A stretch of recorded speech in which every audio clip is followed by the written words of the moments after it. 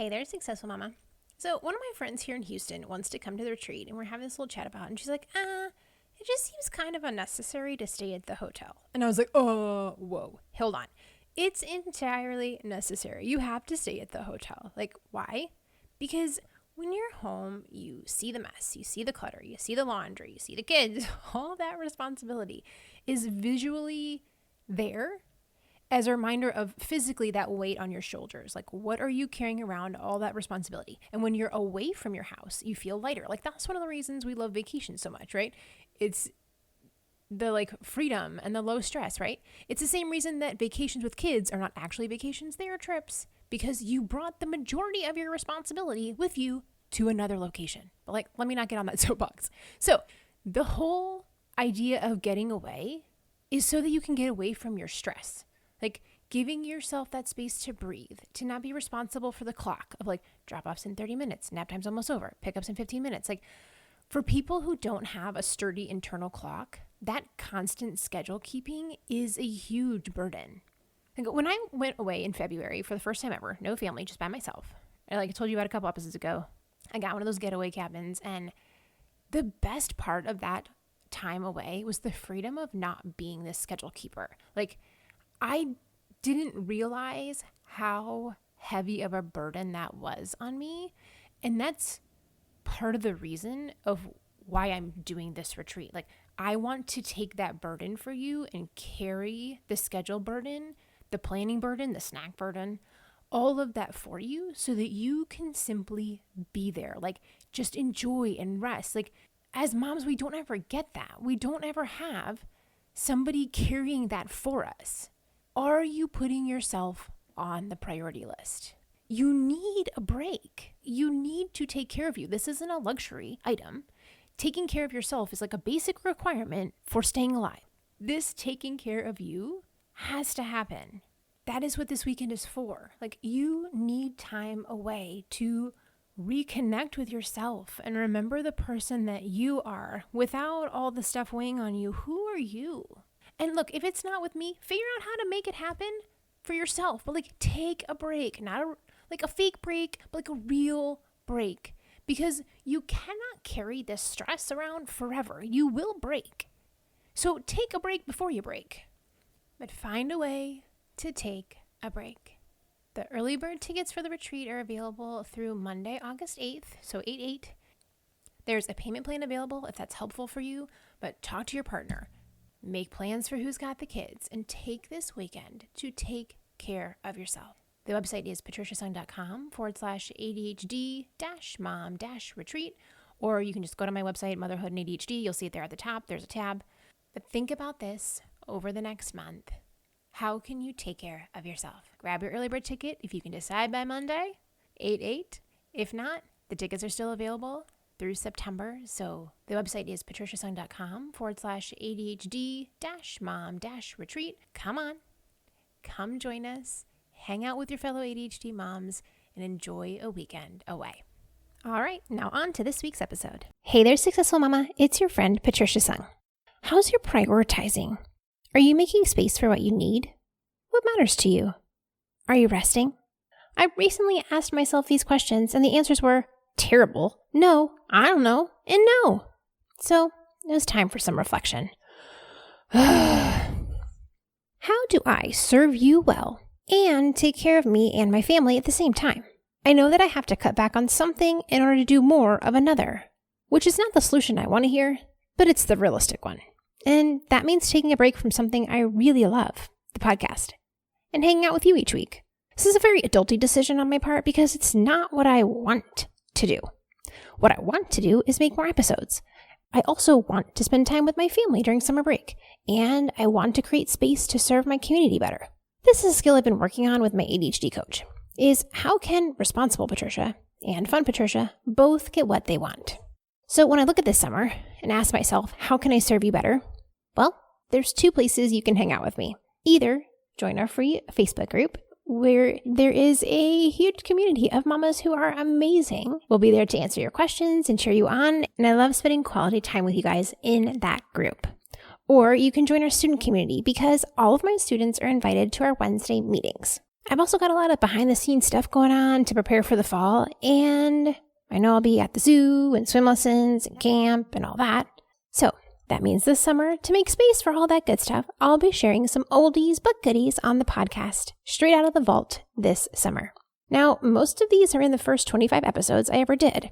Full disclosure, total perfectionist moment. I know that these first episodes are not as good as the ones I do now because I've had way more practice. But I also know that there are some really great skills and information in this first group of podcasts, so I am looking my perfectionism square in the face and saying to it, no, I will not let you stop me from sharing important things with my mamas. One thing that I've learned the hard way in this podcast is that we learn by doing. We figure out what works by doing, not thinking about doing. And this is one way that I can be myself with you and say, I know that these are not the best episodes, but I know that they're really good information for you, so don't judge me, okay? I chose episodes that will help you get ready for summer, support you with some integral support skills for ADHD, and get ready for the new school year. So I'll see you in the fall with some new stuff, and hopefully I'll see you either in my student community or in my Facebook group. I'll link all that in the show notes so you know where to find me. Until then, talk to you soon, successful mama. Are you overwhelmed by motherhood and barely keeping your head above water? Are you confused and frustrated by how all the other moms make it look so easy? You can't figure out how to manage the chaos in your mind, your home, or your family. I get you, mama. Parenting with ADHD is hard. Here is your permission slip to let go of the Pinterest-worthy visions of organization and structure fit for everyone else. Let's do life like our brains do life, creatively, lovingly, and with all our might. When we embrace who we are and how our brains work, we can figure out how to live our lives successfully and, in turn, lead our families well. At the end of the day, we just want to be good moms. But, spoiler alert, you are already a great mom. ADHD does not mean you're doomed to be a hot mess, mama. You can rewrite your story from shame spiral to success story. And I'll be right here beside you to cheer you on. Welcome to Motherhood in ADHD. Hey there, successful mama. It's your friend Patricia. I am so excited that you are here today to chat with me, and I can't believe that right now I'm recording this and it's the end of July and I'm trying to go back to school, which as a former teacher, like poking my eyeballs out with sporks, discussing school in July. But I just felt it was really important. And I was thinking about this earlier this week because I had pulled out my son's backpack off the hook that it lives on during the school year, and we needed to use it for camp. And I opened the backpack to put his camp stuff in, and lo and behold, I had never gone through his backpack on the last day of school. And there were still like his sweet thank you notes from his teachers for the end of year presents we gave them, and his name tag with his adorable little picture on it, his change of clothes for emergencies that no longer fit him now. And I was just like, oh my goodness, I'm usually on top of this kind of thing. And I genuinely did not realize that this backpack was still full of school stuff. And it made me think about how my routines are just so ingrained in me, and they make my life so wonderful. I know most people with ADHD think routine is a 4-letter word, but routines allow me to get done the stuff that I have to get done so that I have time to have fun and enjoy my life. Like I have to get laundry done no matter if I do it on a regular basis or I wait until there's a mountain. Either way, the laundry's got to get done. Like people need clean underwear at some point. So your routine, the way you customarily do things, is either one that you have planned for and you have made it work for you, or your routine is to be a hot mess. And you know, I'm all about getting off the hot mess express and bringing calm into our lives. So this is also for myself because I have been struggling so hard, y'all, with the summer transition. Like every week is different. It's like one week we're going to a camp, then we're going to VBS, the next week we have swim lessons, and it's been so fun. And I'm so thankful that my kids have these opportunities to enrich themselves over the summer. But like it's killing me because every week is different and I'm trying to get into a rhythm, and there's never a rhythm. It's always something new. And so I started thinking about like, what do I need to do to get ready for the school year? Because obviously, like with the end of school, things got crazy, and our usual habit of cleaning out backpacks as soon as we got home didn't happen. Somehow the backpack ended up back on the hook, and there it sat the last 2 months with all the stuff in it. So I am actually excited to get back into the rhythm of things, and I made a list for myself, and hopefully this helps you as well, of all the things that we can do to prepare for the transition and make it as smooth as possible.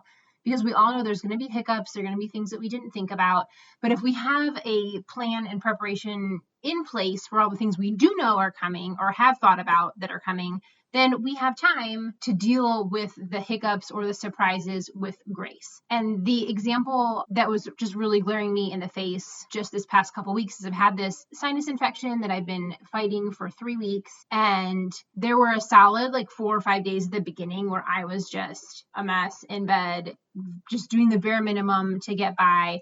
And the house didn't fall apart. Laundry was caught up. So the fact that I didn't do any for 4 or 5 days was totally fine. Those routines are what kept me sane and didn't feel so stressed about relaxing and trying to rest and know that my family was still fairly together. So here's my list of preparation that we can get done before school starts, just to make our lives a little bit easier. First one is make a foundational schedule. This is something that I learned from Hal Elrod. He has the whole Miracle Morning series, is that a foundational schedule runs through what your week just generally looks like, and these are things that happen every week. So it's not random things thrown in, but we go to school at this time, pickup is at this time. On Mondays, we have gymnastics at 5:30, those kind of things where it always happens every week. You can find a form on Google of a foundational schedule and fill it in. I have one that I downloaded off of Excel that I can modify easily. And I want you to hang it up somewhere that you'll see it all the time, and make sure you have a photo of it on your phone so you have it with you. And this gives you a chance to kind of look ahead and see, do I have any conflicts? Did I schedule 2 things at one time? 2 kids have to be in an activity at the same time, and I can't obviously be in 2 places at once. Make sure that you also put on there some downtime. You know what? Wednesday is our chill day. We're not doing stuff. This is our day to be at home eating dinner as a family, or whatever you want that to look like. But having that idea of generally how things are going to run on a week allows you to know what's generally happening. And then it's a lot easier to make decisions on things if all of a sudden your son's hey, I really want to play soccer with so-and-so. The practices are on Mondays and Thursdays at 6. You can look at your foundational schedule and know right away, hey, that's something that we can't do. Or, okay, well, let's think about it. That might be an option. This also is a time to plan out those extracurricular activities. If you know that your kids are going to be in swim lessons year round, then go ahead and figure out all the things that you can, basically, and put them in that foundational schedule. So anything that you can think ahead on, get it locked in, signed up, registrations done. Make sure then that all of your activities are in your calendar, whether you use your phone or a planner, paper-wise, whatever you do. Make sure you have your system set up and that everything that you already know about is already entered in there. So dates, meetings, field trips. So that way as it comes up, you already have a system in place for how you're going to keep track of everything. I personally keep all of my appointments in terms of I have to be there at a certain time is all on my phone calendar. And then in terms of my to-do list, I keep that all in my bullet journal on paper. And I write out my schedule for the week. But I like that my phone reminds me 15 minutes before I need to be somewhere in case I forget, whereas my paper calendar is not going to remind me. Quit looking at Facebook and get out the door. Okay, next item. Make a folder or a box or somewhere that all the school papers that need you to do something about are going to go. When your kids come in the door after school and they're unloading backpacks, when you have 43,000 forms that you have to send back in that first week of school, the kids know anything that mom needs to fill out goes in this box or this folder. And I think it's really important too that I mentioned, if you have big kids, they need to do their part first. They shouldn't just be dumping all that junk in a folder. You want to make it age appropriate, but at the same time, I feel as moms, a lot of times we don't realize that our kid can do new things because we always see them as our baby. Whereas their teacher, who only sees them as a 5th grader, knows what 5th graders can do and will have them doing things that you're oh, I never really thought about that. I would have parents be what, the kids cleaned out their own lockers? And I'm yeah, I handed them some spray bottle and a paper towel. I'm I had to break up some spray bottle fights here and there, but they all know how to wipe down and clean stuff. And I had parents who are what? because that's still their baby, like you don't think your baby can push that hard because they're baby, but really like kids can do a lot of good stuff much younger than I think we push them for. So anyway, getting back off my soapbox, sorry. If your kid has, like, for example, like if your high schooler is filling out paperwork to get a parking spot at school, like they're in high school, like they should fill out all the stuff that they can fill out and then give the paper to you, not just hand you a pile of forms to fill out. Like, I'm sorry, if you can drive a car, like you can fill out a form, Okay, so once you have your spot where papers are going to go, that the kids know, like, I'm going to be getting this out of my bag, I put it here, and then when you're done with it, you give it back to them. Now, keep in mind, if you have a lot of kids, you might want to make like a folder or box for each kid, if that makes life easier. So just kind of, you know your boundaries. If you know you can look at it and tell which kid it's for, hey, go for it. If you're like, ooh, where did this come from? Then you might want to have different areas for different kids. Next item, create your launch pad for all of the kids' stuff, like backpacks, sports equipment, somewhere in the house where you know their stuff is going to live from when they get home from school till when they leave for school the next day. Obviously, like, you can go down the depths of Pinterest and find 43 million beautiful ideas to do this, but like it also could just be like a command hook in the hallway. Like, you don't have to get crazy here. Just know that, like, hey, all of Elijah's stuff is going to go in this spot. All of Joseph's stuff is going to go here. And the kids, get them in that habit of like your coat and your backpack and your mittens and your baseball bat. Like, all that stuff needs to live where it goes. And that way, at the end of the night, as part of your evening routine, you make sure everything's in the lunch pad before they go to bed. Another area you'll need is a homework area if your kids are at that point. Where is going to be a space that they know they can go do their work, they're not going to get distracted. Whether your kid can work at the kitchen table or whether they need to be in a quiet room. Have handy nearby all the usual supplies. Like, you don't need an Office Depot, but like, you have your pens and your pencils, erasers, rulers, the few basic things that they're going to need frequently, all in that one spot. Even if you put it in like a shower caddy or something, that it doesn't have to be like this ordeal to get ready for homework time. It's like, where you're going, where the stuff is, let's get her done. Do you wish there was a way to feel confident about your day? To know exactly where you need to be, when you need to be there, and what you need to do today? I know what it's like to buy 15 different planners and not use any of them for more than a week or two. When you're tired of disappointing your family, your boss, and yourself. Imagine with me that tonight, when you look back at your day, you know that you did the things on your to-do list. You showed up well. You feel productive and accomplished. That's why I created Daily Planning for ADHD Moms, where I teach you how to keep a calendar and organize your to-do list. When you learn these skills from another ADHD brain in super short videos, they finally make sense. So now you'll be able to keep up with the commitments you've made and feel confident in how you're organizing your day. You'll walk away with an easy-to-stick-to 3-step system to keep up with your calendar and a simple way to sort through the giant to-do list and figure out what actually matters. Plus, we have a weekly accountability group so you can ask questions when you're stuck and jump back on the wagon when you fall off. Because you will fall off. That's just part of ADHD. But now you will know how to prepare for that. So if you're ready to figure out your day in a way that makes sense both for mom life and an ADHD brain, I want to help you make this happen. Join me at bit.ly/ADHD plan. That's bit.ly/ADHD plan. It's all lowercase letters. I cannot wait to see you feel confident and competent in how you run your family life. Next item is the doozy. Write down a list of literally everything you are going to need for school time. I'm talking everything. This isn't just like school supplies, but doctor's appointments. Do they need a physical before they go back to school? Like, do you need a vaccination paper affidavit thingy? Do you need to have any meetings? Do you need to buy a new lunchbox? Do you have to do any registrations?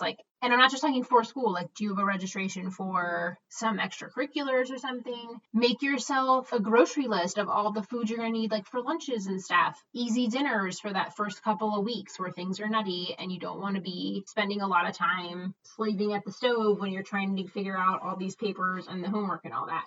If you need to work on any routines, make a list of that. Any sports stuff that's going on, like literally everything or activity or commitment or item you need to check off the list to have for school. Brainstorm all the things so that you have an idea of what it's going to look like for you to be successful when the year starts. Obviously, if you have little ones, you may not know all the things that are coming, but you can think of a lot of stuff. You can ask some friends that have kids who have been at that school before. You can figure out a good amount of those things, even if you've never done it before. Next item, cleaning out closets, drawers, etc. of all the things that your kids either don't fit in anymore or are damaged now. Pack up all the hand-me-downs for any younger siblings. Get out stuff that are your new quote-unquote hand-me-downs for this kid. Like, get out any of your school appropriate clothing. If your kid wears uniforms, get all that out and make sure that their drawers and their closets are, and also think about the coat closet, things that they can utilize for the upcoming school year. Just get rid of all the stuff that you're not going to use. And then from there, that's when you can make your shopping list of, okay, you only have 3 pairs of pants. I need you to be able to get through the week. So we need to get you 2 or 3 more pairs of pants to get through this week. Once you know what you have, that's when you want to go shopping. Don't just go shopping and buy a bunch of stuff you don't need. I think a lot of times we buy way too much stuff for our kids. Like, they like to wear the same things all the time. It's like the 80-20 rule, Pareto's principle. Like, your kids are going to wear 20% of their clothes 80% of their time. My 4-year-old's super into dinosaurs right now, and so probably 6 days out of the week he's wearing either a dinosaur shirt or a dinosaur shorts. Like, am I kind of bummed that we have dinosaurs all the time and he doesn't want to wear adorable polo shirts anymore? Yes, but like, that's what he's going to wear. So we don't need to buy 30 t-shirts for an elementary school kids. Like, they're not going to wear all those. Make sure you have enough for a week, maybe 2, if that's how long you take to do laundry, and then like, let it go. You don't need that much stuff for them, really. Okay, now that you have brainstormed all of these things, we're going to make a to-do list timeline, and you're going to work backwards. So, hey, 3 days before school, we want to have the backpacks ready. So that means I need to go school supply shopping the week before so that you don't have so many things crammed at the last minute that you're stressed out. And then you'll know, when do I need to really start getting these things ready? I would suggest having plenty of buffer room in there, like trying to have literally everything ready 3 days ahead or a week ahead, just so that you have time for disasters to pop up. Like, if your kid all of a sudden gets a broken leg 3 days before school and you're like, hey, I was supposed to be school shopping today, like, that's a problem. So give yourself plenty of room to do this in a low stress environment. Also, a great way to remove the burden from you is to start thinking about, what tasks can your kids do themselves? Like, we're teaching them life skills here. Our job is not to raise great kids, but to raise great adults. So what are the things that you can teach them to do for themselves so that your life is easier later? I know that teaching them things takes 400 times longer and it can be really frustrating, but look at it as an investment.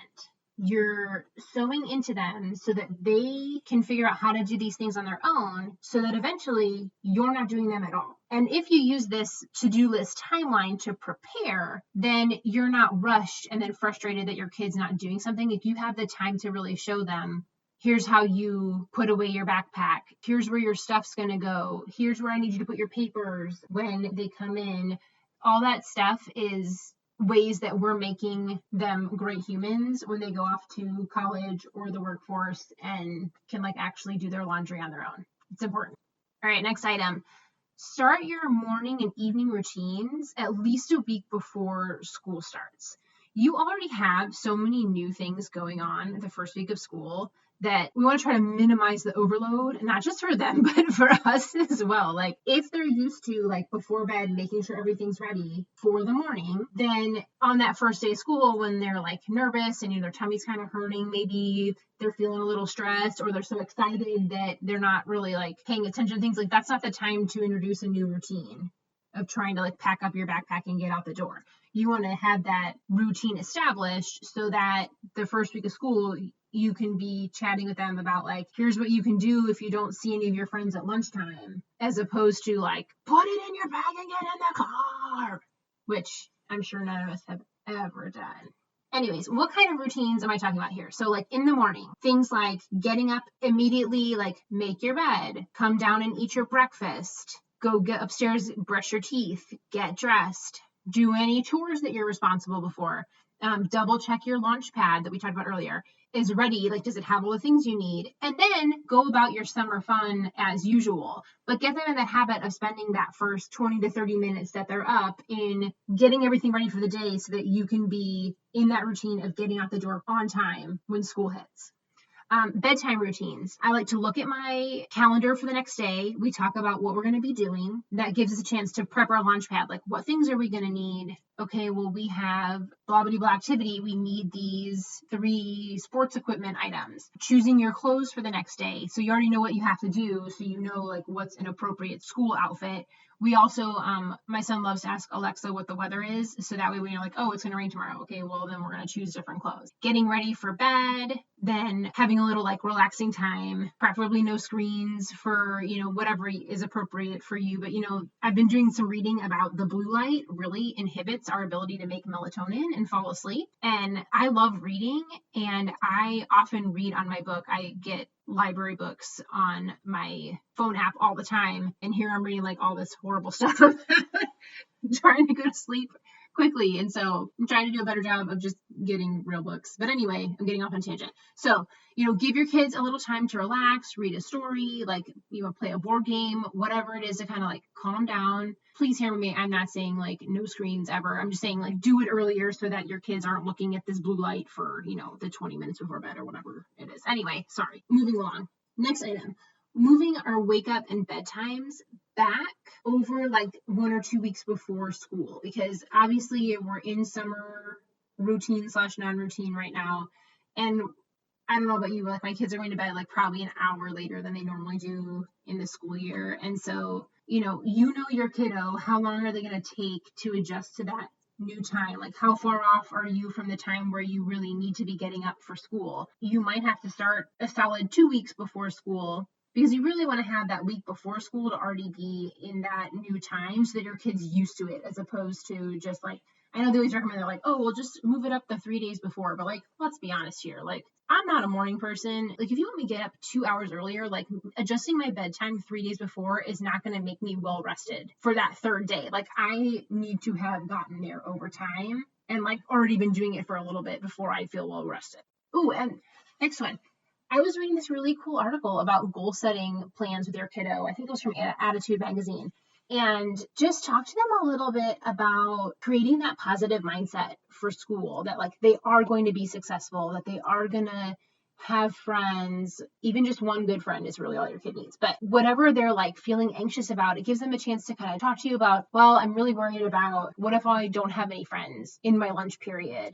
How you can attack those proactively, and just having this like discussion about how things are going to be successful, I think is just so important, not just for us, but for our kids too. And think about that goal setting ahead of time, like make time for those kind of discussions with your kids ahead of time so that they're going into school with a positive mindset of like, I'm going to be able to do this. I'm going to turn my homework in on time. I know I can do this, and things like that they can really help them push through when they're struggling in school, because sometimes school's really hard. And then my last tip is block out the weekend before school starts to relax. Don't do any of that stuff. Like, have it all done before so that last weekend you can just enjoy, not be stressed out. If you can even get ready like the whole week early, then just enjoy that last week. Like, go do all the last chance like pool time and go to the zoo and do all that fun stuff so that you're ending the summer on like a fun, stress-free note. You've got your routines in place. Your kids are feeling calm and you're feeling calm, and just creating that place where your home is that refuge for your kids, where they feel comfortable, they feel calm, they know what's coming, they know how to be successful. Just give yourself that space that week or the weekend before to just enjoy. So, Mama, that was a really lengthy list. So it's like, oh, I didn't realize how long I'd be talking here. But these are all really helpful things that I want you to have a chance to ponder, like, hey, what are the things that are going to work for our family, and getting ready for this new time, this new season, preparing so that your school year for you and for your kids is setting off with a positive mindset where you're feeling calm and just that you're enjoying the next season instead of this like frazzled tizzy of new things for a month. So, successful mama, I know that you can take one or none. If you don't like me, hey, don't listen, I guess. Or all of these things and find a way to make your August and September as joyful as possible in these times of crazy. If you haven't had a chance, please head down to the bottom of the iTunes app and give me 5 stars so that we can keep on sharing the successful mama mindset with others and have a super awesome week. All right, I'll talk to you soon. Bye. For more resources, classes, and community, head over to my website, motherhoodinadhd.com.